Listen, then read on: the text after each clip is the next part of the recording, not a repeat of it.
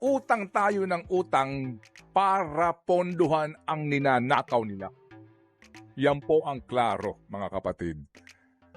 Di ba, ikaw pamilya mo, uutang ka kasi gagamitin mo sa tuition ng anak mo, pambayad sa kotse mong hulugan, pambayad sa bahay mong hulugan, pambayad sa iyong medical expenses, umuutang ka. May purpose, meron pong pinagbabasehan, may dahilan na importante. Pero lumalabas mga kapatid, tayo pa pala umuutang para may nakawin sila. Umuutang tayo ng umuutang para may nakawin sila. At papayag ka ba na ang mga magnanakaw na ito ay ngingiti-ngiti lang ngayon at sinasabi na wala din mangyayari dito? At yun na nga mga kabayan, pag-usapan nga po natin na ito pong tirada po ni Madam Attorney Rowena Guanzon. Na kung saan galit na galit po dahil po sa pagkakaalam na ito pong Maharlika Fund na itinayo po ni BBM di umano ay isang scam. Ito pong Maharlika Fund mga kabayan ay pinondohan po mula sa budget ng ating bansa, inilipat po at pinasok dyan sa Maharlika Fund para po magkaroon nga daw po ng investment ng ating bansa tulad ng mga karatig na bansa. Di po ba? Ang Hong Kong, Singapore, may mga investment po yan Kaya yung mga residente po nila, kapag kumita po yung investment ng kanilang bansa, imbis na baliktad po ang nangyayari. Ang nangyayari po, yung gobyerno po nila ang nagbibigay ng pera doon sa mga residente po nila. Kasi kumikita po yung investment Ibig sabihin, wala pong utang yung mga bansa nila tulad ng Hong Kong. Diba? Nagbibigay sila sa mga residente nila annually. Yung Singapore. Eto po mga kabayan, tayo gumaya sa pamamagitan po ng Maharlika Fund. Ano pong nangyari sa Maharlika Fund? Ito po mga kabayan, ito po yung kinagagalit ni Madam Rowena Guanzon. Ito po mga kabayan, pag-usapan nga po natin ayon po kay Madam Rowena, mga animal kayo. Umpisa pa lang, di ba? Umpisa pa lang, galit na po. Mga animal kayo. Nanakawan nyo na naman ang mga tao. Sa umpisa pa lang yung Maharlika Fund ay isang scam. Scam ni BBM. Ito ang matinding pahayag ni dating COA, COMELEC Commissioner Attorney Rowena Guanzon. Matapos lumabas ang ulat ng Sarawak Report na isang nahatulang fraudster sa 1MDB scandal umano ang kasalukuyang nagbibigay payong legal sa Maharlika Investment Corporation, ang ahensyang nangangasiwa sa Maharlika Investment Fund. Ibig sabihin pala mga kabayan yung nangangasiwa o yung nagpapayo doon sa Maharlika Investment Fund isang fraudster mga kabayan. Ito sa ibang bansa to, alam natin na mga kabayan balita to sa ibang bansa. Ayon sa ulat, si Patrick Mahoney, dating Chief Investment Officer ng Petro Saudi, yun na nga, nabasa na natin ito dati, ay nahatulan sa Switzerland noong 2024 ng 6 na taong pagkakakulong dahil sa fraud, criminal mismanagement at money laundering matapos mapatunayang sangkot sa paglustay ng mahigit 1.8 billion US dollar mula sa Malaysia's 1MDB Fund. Mga kabayan, paano ba yan? Yung nagpapayo sa atin, sa Maharlika Fund, sangkot. Mga kabayan, sangkot po sa anomalya sa Malaysia sa halagang 1.8 billion. 1MDB Fund. Parang Maharlika Fund, mga kabayan Yan po yung kinili o kinuha ni Bongbong Marcos bilang konsultant yata o tagapayo mga kabayan. Paano? Ano ipapayo ni Mahoney mga kabayan? Ito, bagaman nahatulan si Mahoney ay nakalaya pa rin habang nakabinbin ang apela at ayon sa Sarawak Report, siya ay nakabase ngayon sa Maynila at umano'y nakikita kasama si dating House Speaker Martin Romualdez na sa ilalim ng kanyang pamumuno ipinasa ang Maharlika Investment Fund. Sa ngayon, wala pang opisyal na pahayag ang Maharlika Investment Corporation o ang Palaso hinggil sa ulat. Ngunit ayon sa mga ekonomista, ang isyong ito ay nagpapatibay ng takot na baka maging 1MDB 2.0 ang Maharlika Fund. Isang pondo na dapat ay para sa pambansang paggunlad, ngunit posibleng mauwi sa pagnanakaw at korupsyon. Ayun na nga pa niya, mga kabayan. Kaya po galit na galit si Attorney Rowena Guanzon, dahil nga po yung nagsisilbing consultant na pinili po ni Bongbong Jr. Maging consultant ng Maharlika Fund, isang fraudster po, nahatulan po na isang fraudster doon sa Malaysia dahil siya po ay nangasiwa nung 1MDB fund, parang Maharlika Fund din po yun nakita kasama ni Romualdez, tagapayo ng Maharlika Fund, baka ganun din yung gawin, kaya siya yung pinili na gawing consultant ng Maharlika Fund, para ganun din yung gawin. Nakawin din yung pera ng taong bayan. Hindi malabong mangyari yun, mga kabayan. Fraudster nga po Kaya nga pumuputok po ang butsi ni Attorney Rowena Guanzon Kahit sino naman po magagalit, mga kabayan. Di mo ba? O sino pang isang nagagalit sa mga pinagagawa neto ni Junior? Wala pong iba kundi si Sir Ted Pailon, mga kabayan. Bakit, mga kabayan? Mantakin nyo, sa kabila po ng kabilang balita patungkol sa pagnanakaw, uutang pa po ang ating bansa. Tama po ang pagkakarinig nyo, mga kabayan. Uutang po ang ating bansa. Para sa Para may nakawin na naman po ang mga hudas dyan, mga buhaya dyan sa palasyo, dyan sa kongreso. Ito, mga kabayan, panuorin po natin si Sir Ted Pailon patungkol nga po dyan. Sir Ted, pasok po. Pero hindi mo na kinakailangan maging ekonomista para maintindihan po yung kanyang binabanggit po. Nagsasanga-sanga po itong problemang nililika ng korupsyon na ito. Yung pong kalamidad, sabi nga po, yan po ay dulot ng klima. Kumbaga yan po force majeure, wala ho tayong control dyan sa mga bagyo at mga lindol. Pero nagkakaroon niya ng koneksyon kasi nga doon sa sinasabing paghahanda. Hindi ba, paulit-ulit na lang, hindi handa ang ating mga silid-aralan, hindi handa itong ating mga evacuation center, paulit-ulit na lang. Kasi nga din po sa usapin ng hindi ginagamit sa tama yung pera ng bayan. Hindi ho ba? So, kumbaga po, talagang kung pupuntahan natin ang pinag-uugatan ng lahat ng ito, corruption ho naman talaga. Okay, korupsyon naman talaga ho, na kung saan din naman, baby girl, nang dahil dito, tumutumal ang negosyo.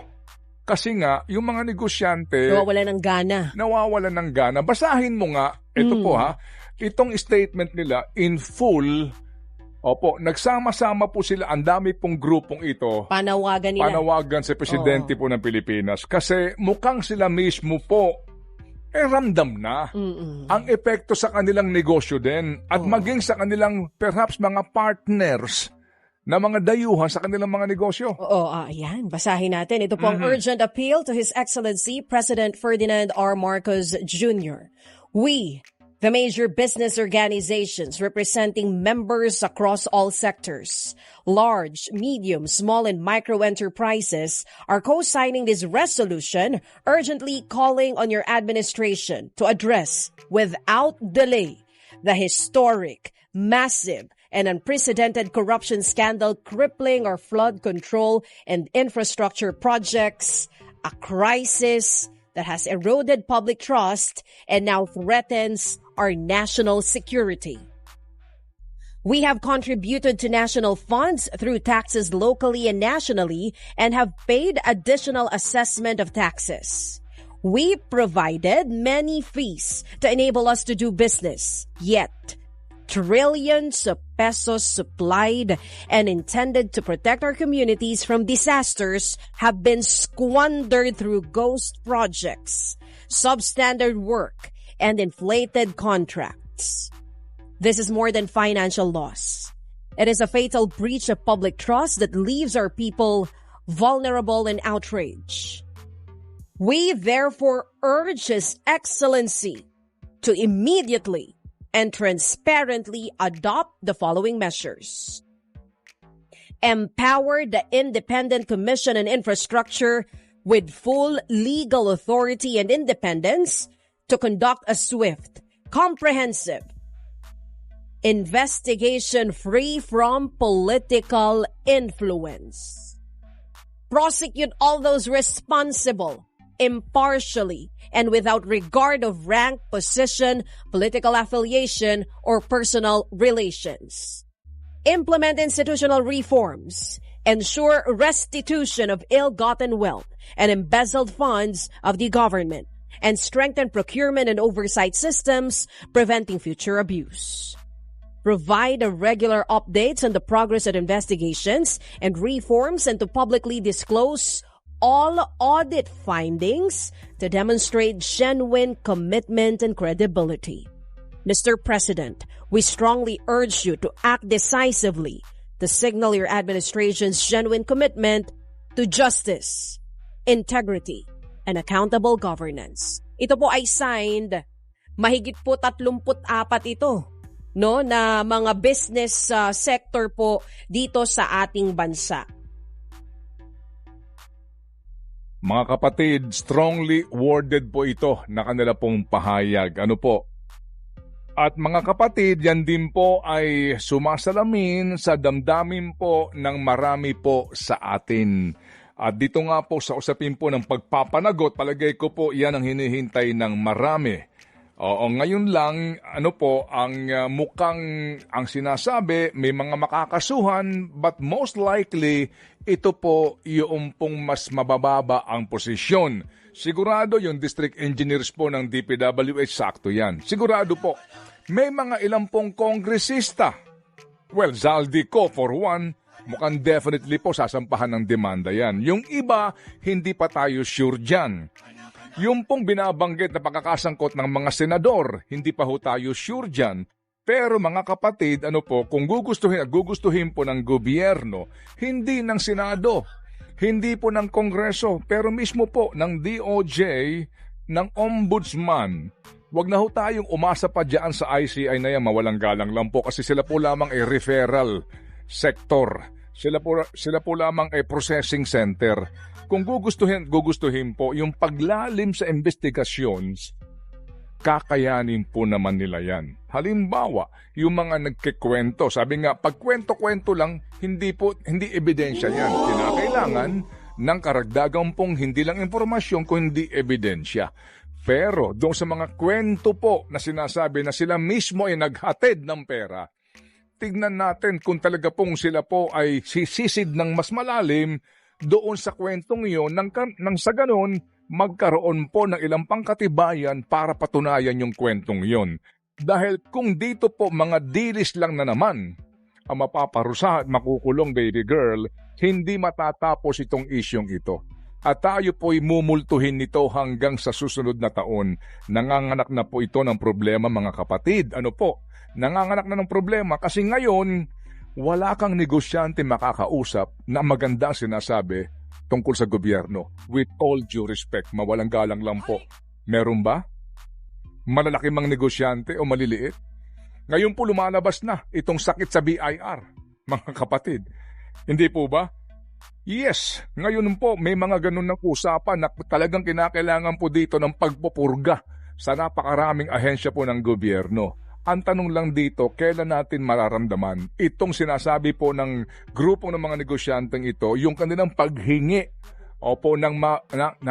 ng agaran na pagpapanagot sa mga responsable at pag-aayos po sa bulok na sistemang ito. Nasabi nga ni Professor, ni Doktor kanina, ay pinagsasamantalahan ng mga kasama sa sistema at nakikinabang sa sistema. Hindi po ba? think about it? Ang panawagan nila, hustisya, integridad sa investigasyon, mabuting pamamahala ng gobyerno. Urge, sabi nila, we are urging the excellency, gawin po ito ng mabilisan, kumilos na po agad. Matapang po ang kanilang pahayag. Sanib puwersa, unity po. Itong iba't ibang grupo ng mga business, malalaking business po ito, maging yung maliliit, para nga po sa panawagan na may mapanagot na nagbigay sila ng 4 na agaran na malinaw na dapat gawin ng gobyerno para po hindi masyadong maapektuhan yung ekonomiya ng bansa. Ngayon kasi epektado na. Mga kapatid, 4.6 billion pesos araw-araw Ayan na. ang inuutang natin para patakbuhin ng gobyerno. 4.6 billion pesos. At yung 4.6 billion na yan, mga kapatid, ay inuutang. Ibig sabihin, even before mangyari itong skandalong ito, nangyayari na pala, na utang tayo ng utang para ponduhan ang ninanakaw nila. Yan po ang klaro, mga kapatid. Di ba, ikaw pamilya mo, uutang ka kasi gagamitin mo sa tuition ng anak mo, pambayad sa kotse mong hulugan, pambayad sa bahay mong hulugan, pambayad sa iyong medical expenses, umuutang ka. May purpose, meron pong pinagbabasehan, may dahilan na importante. Pero lumalabas, mga kapatid, tayo pa pala umuutang para may nakawin sila. Umuutang tayo ng umuutang para may nakawin sila. At papayag ka ba na ang mga magnanakaw na ito ay ngingiti-ngiti lang ngayon at sinasabi na wala din mangyayari dito because we have to follow the system. Halika dito! Pinakausap na kita! Pinaka-favorite part ko dito, nung sinabi ng ating business group na kami nagbabayad ng buwis, nag-aambag sa pondo ng bayan. Ngunit sa kabila nito, ang sabi nila nakalagay doon, trilyong piso na dapat sana'y inilalaan daw po sa proteksyon ng ating komunidad, napunta sa ghost at substandard projects. Kung hindi ka pa galit na nakikinig ngayon sa aming programa, bilang Pilipino, hindi ka pa rin galit, hindi ka dismayado, mukhang there is something. Mga kapatid,